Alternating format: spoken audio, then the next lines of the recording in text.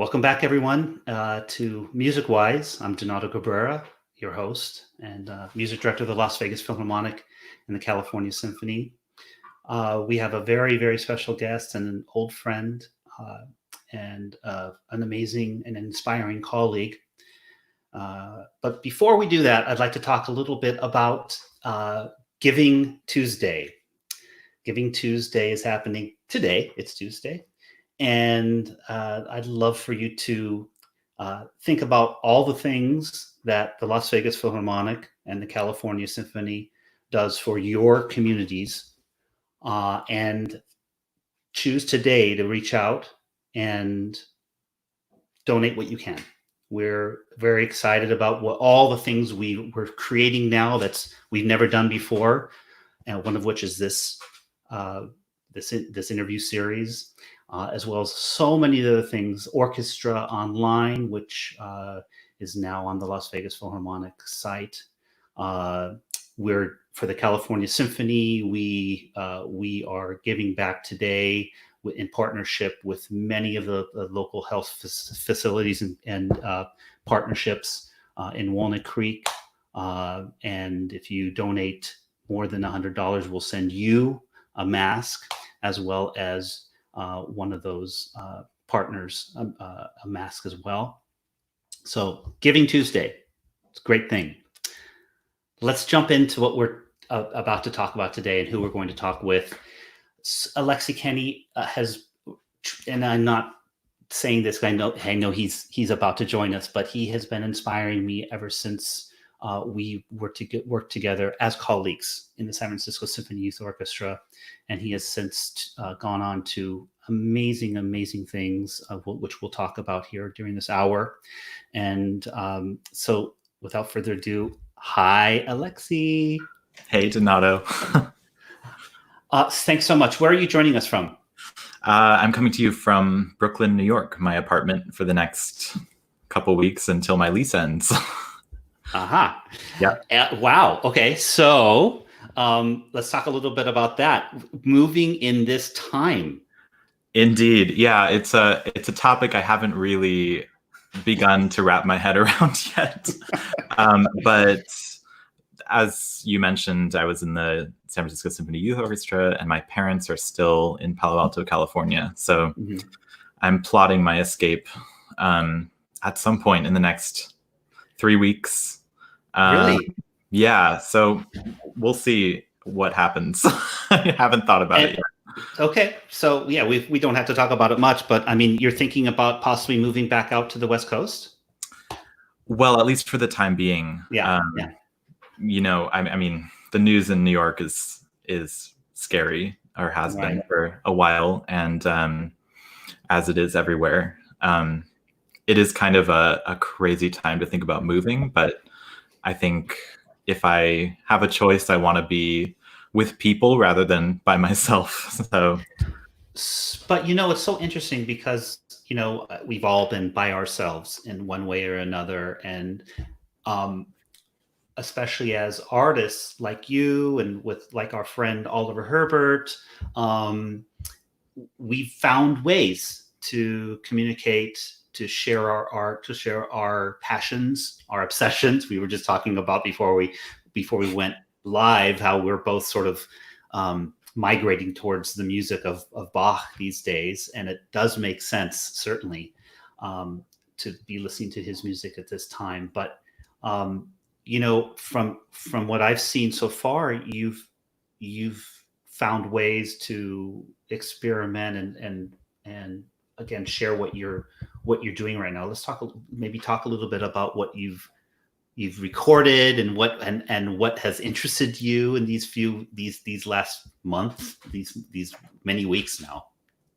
Yeah. So I guess I sort of my brain has sort of gone sort of like zigzagging around through various things. If you follow my YouTube channel or my Instagram or whatnot, I've been posting some little arrangements that I've been doing, which have given me something to do, but also a reason to pick up the instrument actually every day, which I hesitate to admit is hard for me. I mean, without seeing this expanse of, we're used to like a saturated schedule as musicians, right? And without seeing that out of us, it's kind of like, how do But you know what? You're not the first one I've talked with online or off that's admitted that it's been hard to practice specific things, or learn new music, or maybe especially maybe the first couple of weeks, just sort of sorting out what this is all about. There wasn't any brain space left for music. So I think this, what you're talking about is normal. It certainly is for me, and has been. Yeah. I mean, I've had actually from the beginning of this whole thing, I laid out a pretty extensive to-do list for myself. Like the first day, I was like, bam, bam, bam, bam, bam. This is like a wish list of what I've been wanting to do, haven't had the time to do. I have some projects that I had been thinking about, and some other interests that have sort of crept back into my daily routine. And so in a way, it's been actually a very, very creative time for me. And I feel like my heart and my brain is sort of alive in a way that it is in normal times, but maybe not in quite the same way. And I'm kind of enjoying where it's taking me, and the fact that I don't need to do anything on a daily basis. I don't have a concerto to prepare for, blah, blah, blah. I can just kind of be with myself and be with my own creativity and see where that leads me. So I felt exactly the same way.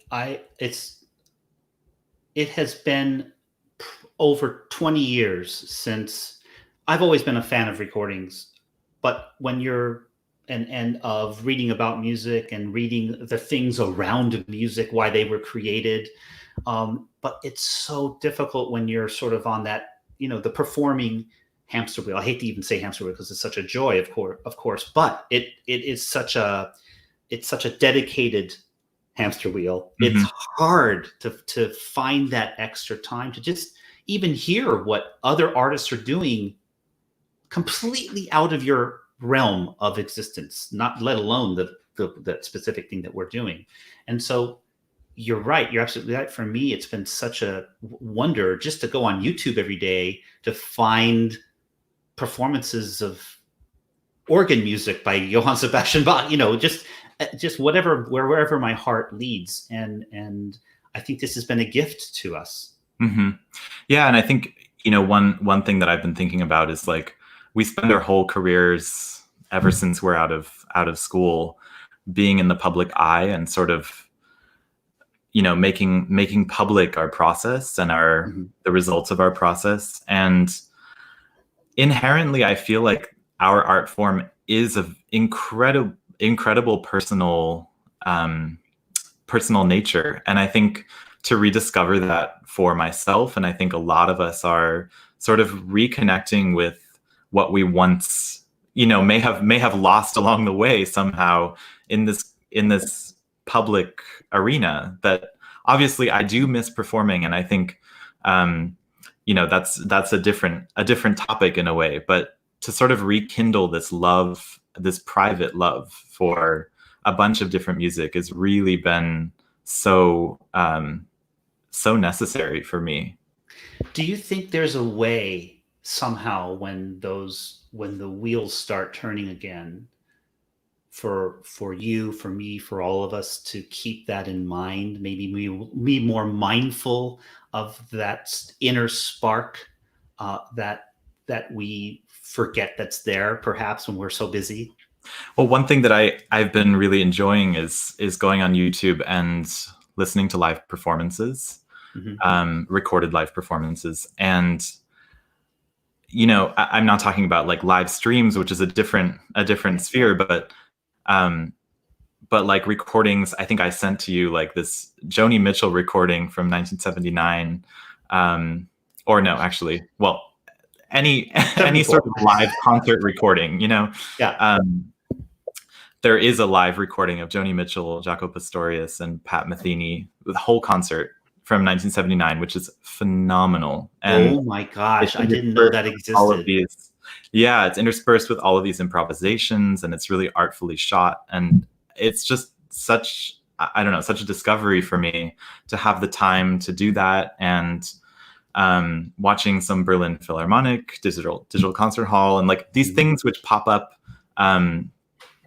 that I think that when life returns to normal, like I'm not gonna take for granted going to a live performance. And provided I live in New York City, or even, you know, wherever I end up, there's such value in live performance and in having that audience there. And there's something so inexplicable about the way that we as artists, I know I speak for myself when I say, like, I just have this heightened sense of my senses when I'm on stage performing for an audience. And I think audience members, it's a feedback loop. You know, the audience members have heightened perception. We on stage have heightened perception, and it all kind of comes together to form this beautiful, heightened way of making music. And I think that is something that I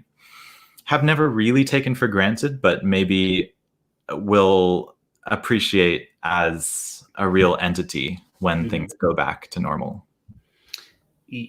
I was trying to describe exactly what you just did so beautifully and so eloquently a couple of weeks ago on I'm sure all of us are experiencing our many Zoom cocktail hours and meetings and so forth. And I was trying to describe what I didn't miss and what I missed. And that's what I missed, the act of sharing with the audience, which is, I suppose, what the concert in the end is all about, right? It's that feedback loop that you just described. I've always said this, that a concert is a celebration of all the hard work that happens at the rehearsals and the preparation before the rehearsals. And when you walk out on stage and you see all those people that have, you know how hard it is to get out of the house at night to go and do something. And you see thousands of people that have done that for you, or for the orchestra that you're playing in, or for the recital, for you and your recital partner, what have you. That is such a commitment on their part. And you feel this obligation and responsibility, wonderful responsibility to share what they've paid dearly for to be there. And I think it's, that is also something that has this time away from that helped me to crystallize those thoughts. Mm-hmm. Yeah, and I think also when we're so used to traveling from one gig to the next, kind of ad nauseum, you know, we get caught up in the airports or the airline delays or the right, you know, where's the lounge? Yeah, right, or whatever it is. You know, it's all this extra stuff that in the end, the audience has made that choice to be with you, and spend their Friday night with you. And I love that. Like, everyone has their own story. Everyone is coming to that concert for a reason, you know, and we can't take that for granted. I think especially now, when everyone's like freaking out, how are we going to get music back to normal, or any semblance of normal? And I think we can never lose sight of that fact, that it's such a privilege to be able to share our music with these people who are all coming together for their own reasons, and sharing this one moment with us. So let's backtrack a little bit so that everyone sort of gets an idea of who you are, where you come from. We've already mentioned that you're originally from the Bay Area. Your parents still live here in Palo Alto. You play the violin, of course. Was that your first instrument? What were the initial sparks for you in your family? And what was it? What attracted you to the organized sounds of music as a child? I don't know if I can answer that, but I think my mom, who's probably watching right now, will tell you that I always responded to music when it was playing in the house. And I think I had two very observant and very proactive parents when it came to recognizing that. Are they And artistic in spirit and nature? And in spirit, yes. In practice, not necessarily. I mean, my parents are both amateur musicians of one sort or another, but that's really not what they do. But it's because that explains why there was music in the house, for sure. Exactly. And I think my dad in particular has this vast collection of music that he was always, in all styles, that he was always playing. And to this day, you know, if I go home, there's always something playing, and it's always something interesting. And he has his strong opinions about everything. And does he still surprise you with something you haven't heard yet? Like you walk in like, oh, what's that? I haven't heard that before. Yeah. Oh yeah. I mean, the collection is vast. Like it's far reaching and it's vast. So I love that. Yeah. Now in the days of Spotify, Apple Music, it's less easy to see how vast it is. But I remember looking through as a child, like all of the CD collections and collecting my own CDs and having my own loves and my own little section. And so, yeah, it was always playing. So why the violin? Well, was it the violin first? It kind of, I always wanted to play the tambourine when I was little, like really little. Yeah. I don't know. My mom was like, you can't do that.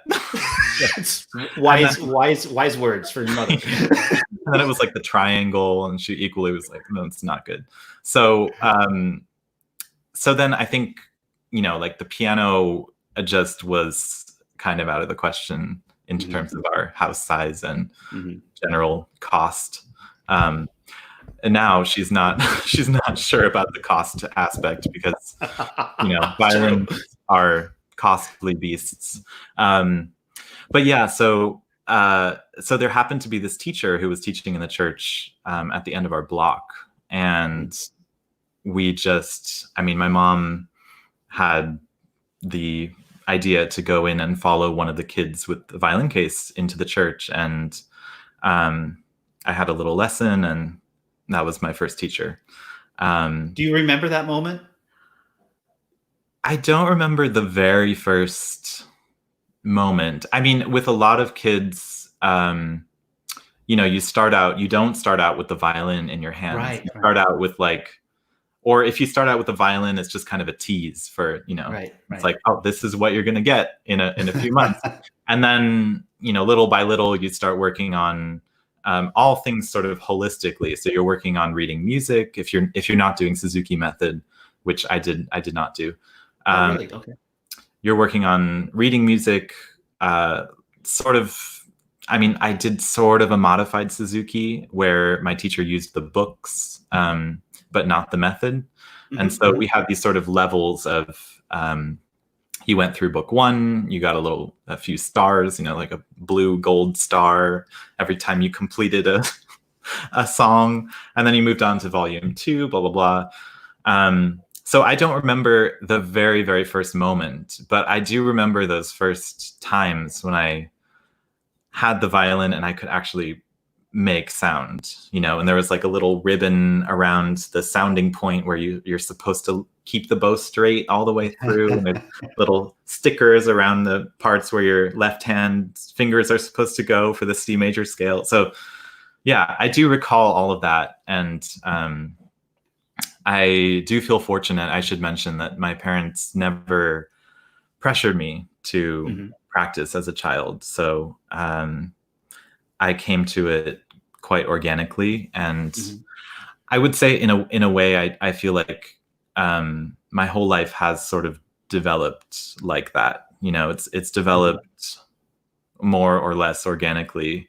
I haven't really desperately sought opportunities and had crushing defeats. I've had some failures, but not like really wanting something and having the crushing defeat. And I don't know. It feels like it's been kind of a steady, organic development for me. You know, you've shared with us some wonderful. I asked you the other day to share with us some of your inspirational performers, pieces, compositions, some of your performances. And the first one on the list wasn't surprising. We're sort of going to go out of chronological order in what we've just been talking about. But the first one on your list, which is what I'd like to share first, is a performance of a Bach Sarabande by Mitsuko Uchida, who I have to share with you. I don't think I told you, I had never met until last summer when I was in Austria, which is for whatever reason, for a lot of reasons, I find myself. And I was standing in front of the Salzburg Festival, the Festival Opera House. And the concert that I was about to see, was the very last concert of Bernard Haitink. And it was, on the first half, it was the Beethoven's Fourth Piano Concerto with the manual acts. Second half was the Bruckner's Symphony No. 7. And I'm sort of sauntering around in front of the Festival House, and right in front of me is the amazing Mitsuko Uchida. And I was bold enough to just go up and introduce myself. And I have to say, I sort of used you. We have a mutual friend and colleague, Alexi Kenney, and we worked together in San Francisco with the San Francisco Symphony Youth Orchestra. And she immediately, what I loved about her, and what you'll see in the way she performs, she has a seriousness about everything she does that is so engaging, not seriousness and off-putting, but seriousness and engaging. And I'm so happy you chose as one of your links to share with everyone a performance of her. Talk a little bit about this what we're about to see and hear. Yeah, so I've known Mitsuko since, I guess, 2015. My first summer at the Marlborough Festival, where she is artistic director. And since then, I've had kind of this like funny, amazing relationship with her. I say it's funny because like I still really can't believe it when I'm such a fangirl of hers. I still can't believe it when like she texts me from time to time, and I'm just like, I just can't believe she texted me. And she's, as you say, she has this seriousness about her, but it's the most like, first of all, she's the most opinionated person I have ever met on every subject known to man. If you name a subject, she has an opinion on it, but it's not in a judgmental way necessarily. It's just like, that's the way it is for her, and she's so like excited about everything, so knowledgeable, so wanting to, for me, it's been, my relationship with her has been so beautiful because I'm so touched that she takes an interest in young artists, and not just an interest, but like really is devoted to people she believes in, and to the Marlborough Festival, and education, and it's never in a condescending way with her, which I always find that it's so pure in her music making, and that comes through in every aspect of her life. So yeah, I've also had the privilege of leading the Mahler Chamber Orchestra with her playing solo,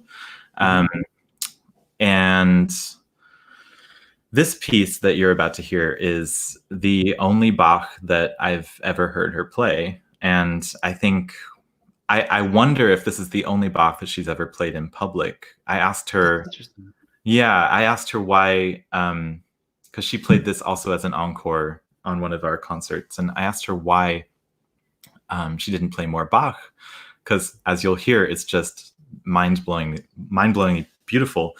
And she kind of went, oh, no. Next. Next question. Yeah. Okay, so let's watch it. I can't wait. Oh, and let's put it on mute here, Yeah. so we can. Yeah.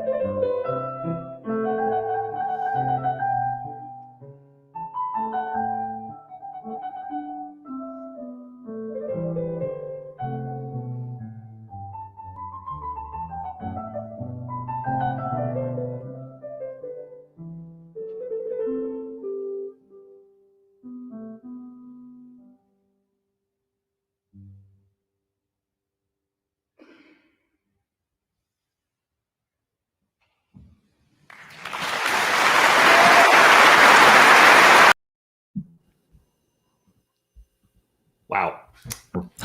There's something so special about great artists that do perform Bach, and of course I'm about this. I didn't know that she didn't perform other music of Bach, and what a shame, right? Obviously, because there's this.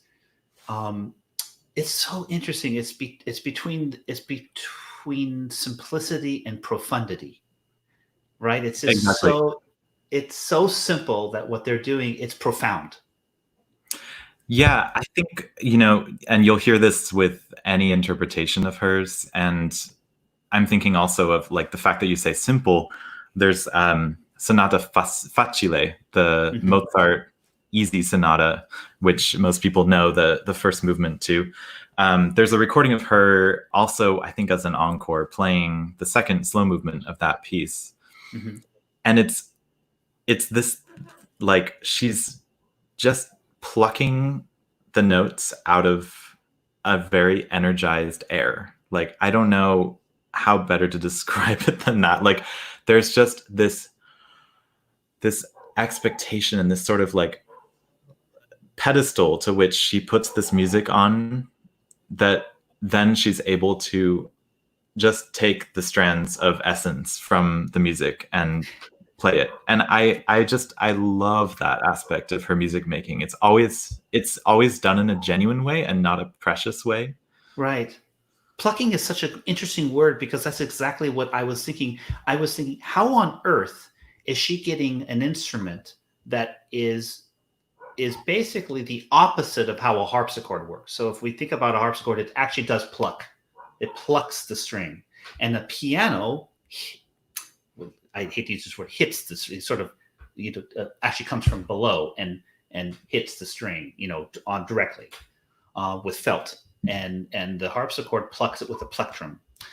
And yet she was able somehow, through, I guess, there's no other way to describe it other than like magic, to create the illusion that she's plucking, the piano is plucking those strings. Yeah, and I think you've touched on a subject that also I think about a lot in my own playing, which is the element of gravity, and how do we counteract gravity. So, like, as you're saying, the piano has these notes, which, you press it, goes down, and it goes out.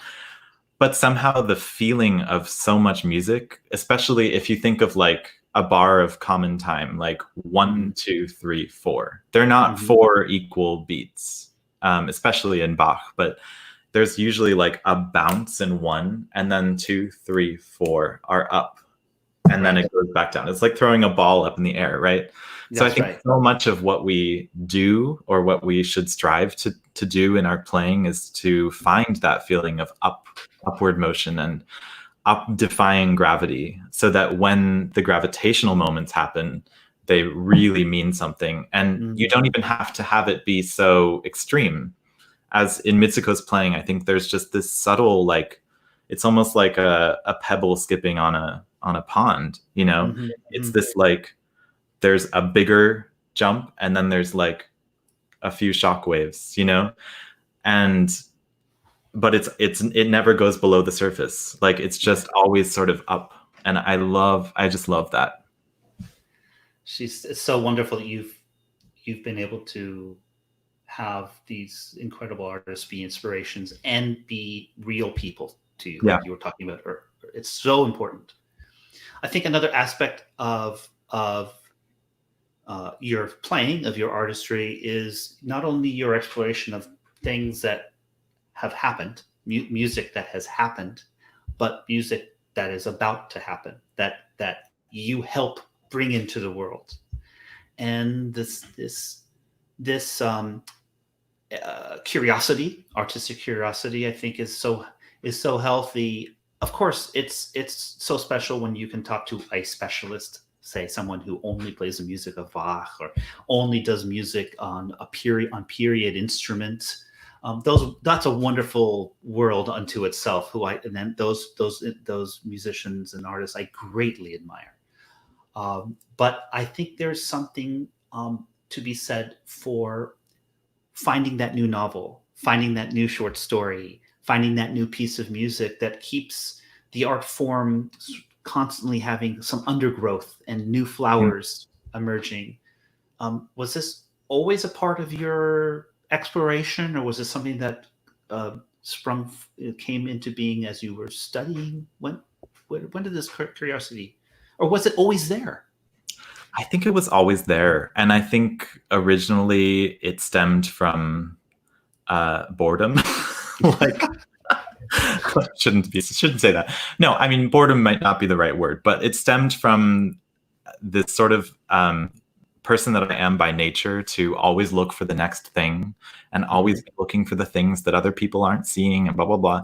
So I think that led me to, like, when I was in the YO, like in my early teenagehood, I played the Stravinsky Violin Concerto, and I unearthed some random solo violin pieces written like a few years past, and somehow just found them. I don't know how. And so I think I've always been attracted to the new, or the sort of underdog, like the great stuff that isn't playing or isn't being played. But I think I realized that for me, it also, the quality that really attracts me is the more that I get to know the body of work that we have in music, is this aspect of lineage and tradition, and that a solo violin piece, or a piece written for solo violin in 2020, inevitably has been inspired by Bach, and inevitably has been inspired by everything that comes between Bach and now, just by virtue of us living in that world and in classical music and having that as lineage. And there's some pieces which are so emblematic of violin, let's say the Bach chaconne, or well, I'm really in a Bach kick right now, so it's okay. Yeah, so the Bach G minor Adagio being a direct influence to Bartók's solo violin sonata, which was written in 1945. So that's a huge swath of time in between. And in between that, you had Paganini, you had these great violin writers for the concertos. And Bartók, of course, knew about all of those and had in his frame of reference like all of these pieces. And I just love seeing the development of music. And I think playing new works is just such a fascinating insight into not only that person's mind, but that person's vantage point on where they fall in tradition and how they see themselves as part of what lineage, whether it's conscious or subconscious. Absolutely. I think that art can never be made in a vacuum. It's impossible to create something without, like you said, subconsciously or consciously reacting to something that has happened in the past in that art form. And I think even if it is to deny that thing that they're thinking about in the art form, and to respond against it, but it is impossible so therefore in some ways, it's sort of like this extra thread that's been added to this tapestry that has always been there. Yeah. Rather than a new piece of cloth being made unto its own. Yeah, and I mean, there's just a little tidbit of trivia that I love, that Shostakovich, who maybe more than any other composer did live in a vacuum, because he was not exposed to any music past, I don't know what, maybe Brahms or something. That Shostakovich and Bartók are exact contemporaries and never met, except, they lived like however just a few hundred miles away from each other for at least a bit of time. I just think that is so mind-blowing, and that Shostakovich would have never heard Bartók's music and never been allowed to see, like, those scores were never allowed to go beyond like Soviet Russia. That's just mind-blowing to me. So I don't know. I mean, especially today's world, right? Yeah, but of course, and Shostakovich died in 1975, so that's not that long ago. But yeah, you think about, okay, so Shostakovich, of course, also exists in a lineage of composers, and he was looking to Mozart and to Beethoven rather than to people around him for inspiration. So I just think that's also fascinating. You have a new album in the works. And what we're about to hear next is a snippet from that new album. And the reason why we're talking about new art being made is because you're sharing with us something from this album that did you help commission, or was it just written for you? Tell us about how it came into being. Yeah, so the piece you're going to hear is by a good friend of mine, Paul Wianco, and he I admire equally as a composer and as a cellist. And I remember the first time that I'd been aware of his compositions and of his arrangements for a while, but the first time that I heard a complete piece of his, which was his string quartet, written I think in 2016 for the Izuri Quartet, called Lift. Highly recommend you check that out if you haven't heard it. The first time I heard that, I fell on the floor. I couldn't do anything for the 25 minutes that I was listening to it. It was just, I can't wait to hear it. It's the most vivid, imaginative. Speaking of lineage, he is American of Japanese and Polish descent, and this sort of tracing that he's gone of his roots in playing jazz, playing folk music, and being a member of a very successful quartet for a while, classical quartet. Mm-hmm. He's like such a Renaissance man, and I think that he's always exploring in his music. And one thing that I love that I think you'll hear in this clip is that he knows how to keep your attention without mm-hmm. it ever sounding gimmicky. Mm-hmm. He knows inherently your attention span for various things, and what you're not going to hear in this clip, unfortunately, but you will once the CD or whatever is released sometime. The LP. Why don't we just use a real old school term? Yeah. Is that this piece is cyclic. So the material, first of all, the material that you're hearing in the prelude, mm-hmm. there are 7 movements in this suite. It's based off of a Baroque suite because he wrote it for me. So there's and the material that you hear in the first movement is everything. It lays out the whole picture for what you will hear in the next 15 minutes of the piece. And the way that he's crafted that is just so beautiful. So yeah, I premiered this piece last summer at Wigmore Hall in London, and I've played it a couple times since. I can't wait to share it more with you. Well, here's the first time of you wanting to share it right now. Yes.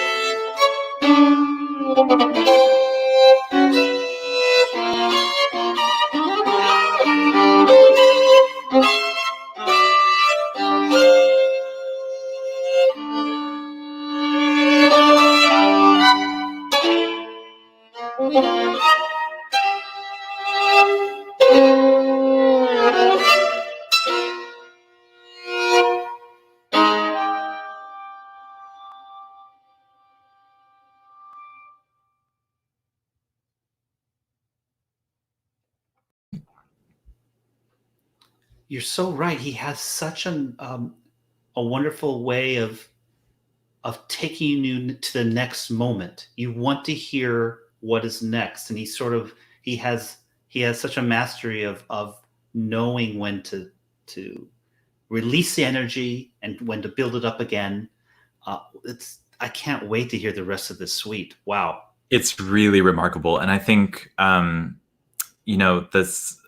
this piece, as I said, it has 7 movements, and every inner movement, I think, just about every inner movement has a trio section. So there's like a bourrée with a trio, and there's the allemande with a trio, and it's a play on the sort of like, Baroque suite form. And I think it's just so incredible how he's able to have so much material and have it be so filled with content and so filled with verve and pizzazz and real depth. I mean, I think I've fallen really in love with this piece since I've played it, and part of that is because it's one of these things that's so filled with content that it just keeps giving you something to explore. So I really, I'd highly recommend you check out any of Paul's work. There's an incredible quartet for 2 violas and 2 cellos called Vox Petra. Interesting. Yeah. Interesting combination. Yeah. It was written specifically for 2 couples, including himself and his girlfriend. And yeah, beautiful cello quartet. I hear there's a cello sonata that was just finished. So yeah, lots to look forward to. And I do hope that this is the first of a long collaboration between us. So wonderful. I will talk about this question that has been posed to. We'll just read it first. I'd love to hear more about the tour where you led the Mahler Chamber Orchestra, and what was your experience working with the group, and was it your first time leading a conductorless orchestra, and how do you feel about that setting? Aside from that, and if you feel free to answer that, but I think the general question is, you are a soloist, you are a recital partner, you're an ensemble player, but you also playing in an orchestra is still very much part of your life as a concert master, or it has been certainly in the recent past. So I guess, yeah, what were in response to those questions? Yeah, so I will say that the first time that I led a Mahler Chamber Orchestra was one of the more terrifying experiences of my entire life. I think I was 23. I mean, I'm 26 right now, so it was like 2.5 years ago. Yeah, it was. I got there. We were rehearsing in like northern Italy, beautiful place, great food. We'll get to that soon. Yeah. So we were rehearsing there, and it was like, every other member of the orchestra is like at least 10 years my senior, and they're all Europeans, and I found it super intimidating.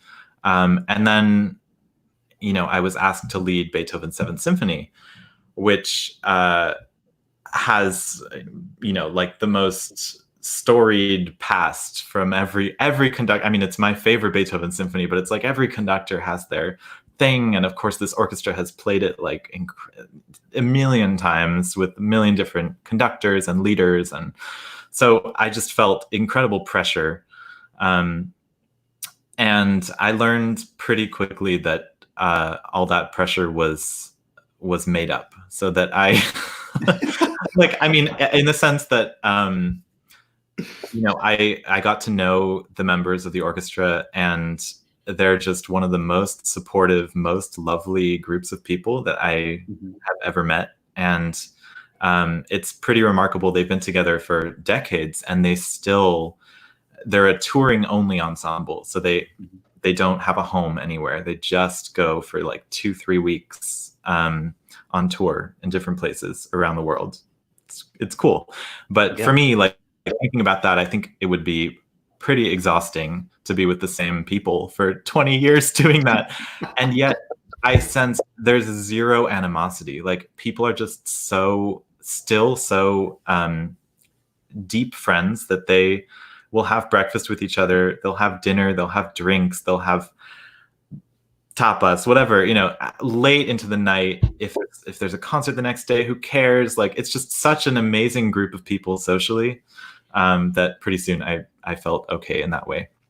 And in terms of music, I really think that if you're a great social group, that makes the music better. Like, I think that's universally true, in my experience. And so as a result, they have this incredible musical bond that's been forged for however long they've been together. And it's been very touching to see that. And it's not something that I like. Playing orchestra, I would not say is my favorite activity in a way. Like, I really, whenever I'm playing in an orchestra, I miss the responsiveness of single voices, and I miss doing something with my sound and having somebody else react to that, and vice versa. So in a way, it's such an incredible experience to get to do this, especially while I'm still young, and get to know, like, Mahler's Second Symphony for the first time, or Beethoven's Seven leading it. Like, that's obviously a special experience. So yeah, it's been very rewarding in different ways. And I like to keep my mind open in terms of what I'm doing in my career. So I have friends and colleagues who would kind of scoff at me doing, or at thinking about themselves doing concertmaster or orchestra work while they're still trying to make a solo career. And I think it's all, like, at the end of the day, it's all good. You follow your heart and you'll be fine. and like you said, there's no other experience like it when you're leading a conductorless orchestra, especially an orchestra as so wonderful as a Mahler Chamber Orchestra, through a piece that is one of the great masterpieces of all art, not just music. Yeah. So you can't replicate that in any other way of music making. Speaking of keeping your mind open, I love the next thing you wanted us to hear, which is, you talked about it earlier. You talked about her earlier, which is Joni Mitchell. She must have a particular influence on you. It's kind of funny because, my mom is a huge Joni Mitchell fan. And I remember her playing some Joni Mitchell albums growing up. But I think when I was young, and, like, even until recently, I got all that I needed from classical music. So I was such a classical music nerd that I didn't, like, my mind somehow was maybe not open to other things. And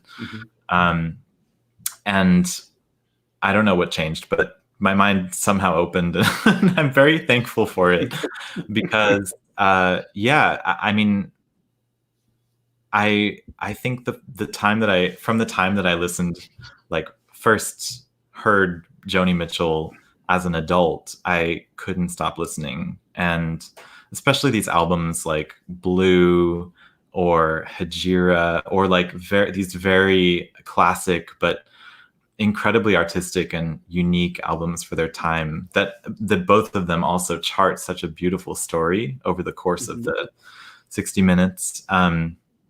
It's quite irresistible. And there's something, the thing that I mean, many things I love about Joni Mitchell, but she's such a diverse artist. Like, you can go through her whole catalog and you'll always know it's her, but she's singing in so many incredibly different and disparate styles. And so true. I love that she's always evolving. And on top of that, had just the most beautiful command of the most beautiful personal voice, and knew what to do with it. And there's a few recordings of the next piece, or of the song that you're going to hear, A Case of You, which is one of her most famous songs. And the most famous recording is the one on her album Blue, which was recorded young, early in her life. There's another commercial recording that she made like in 2000 or something, where it's orchestrated, really beautiful as well, completely different vibe. This falls like right after she released the first recording. I think it's a 1974 live recording in London that you're about to hear. And there's another one on YouTube in 1980. I would so recommend just listening to all of these renditions. And while you're at it, a bonus is Aoife O'Donovan, who is a wonderful contemporary singer. She is also the wife of Eric Jacobson, who's a great conductor and a friend of mine. She has done, I think, the best cover of a Joni song. Like, she has the most amazing voice. That's also on YouTube. So okay, a lot great. to check out. All right, let's listen to this. This is from 1974 live Joni Mitchell song "In Case of You," sung by Joni Mitchell.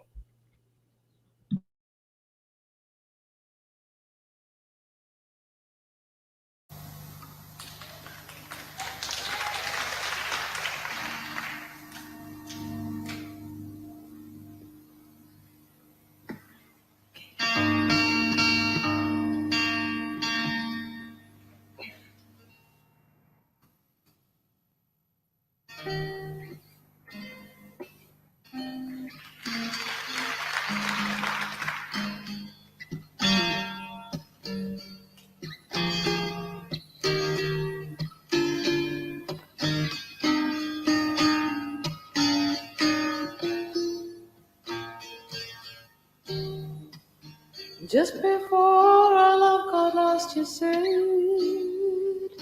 I am as constant as a northern star. And I said, constant in the darkness, where's that? If you want me, I'll be in a bar. On the back of a cartoon coaster, in the blue TV screen light, I drew a map of Canada, oh Canada,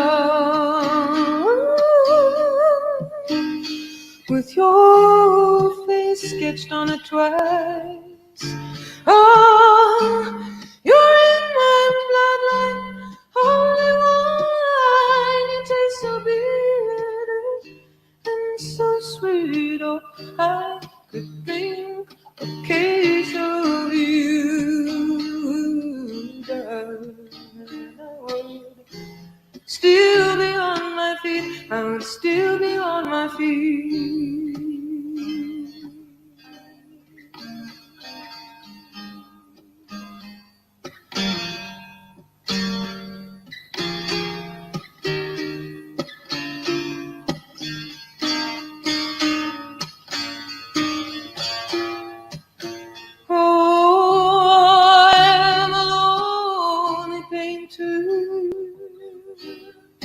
I live in a box of pain. I'm frightened by the devil, and I'm drawn to those ones that ain't afraid. I remember that time that you told me, you said love is touching souls. Surely you touch mine, 'cause why do you force out of me in these lines from time to time? Oh, you are my life, holy wine. You're so bitter, you're so sweet. Oh, I could drink a case of you.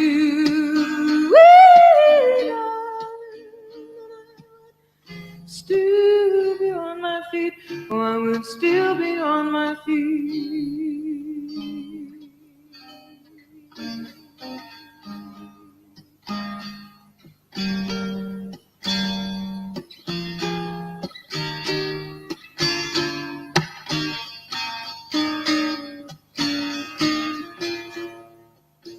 I like yours. She knew your life. She knew your devils and your deeds, and she said, go to them, stay with them if you can, but be prepared to bleed. Oh, when you wine, and you're my holy wine. You're so bitter, baby, the bitter that you're sweet. Oh, I could drink a case of you. Ooh, darling, still I'd be on my feet. I would still be on my feet.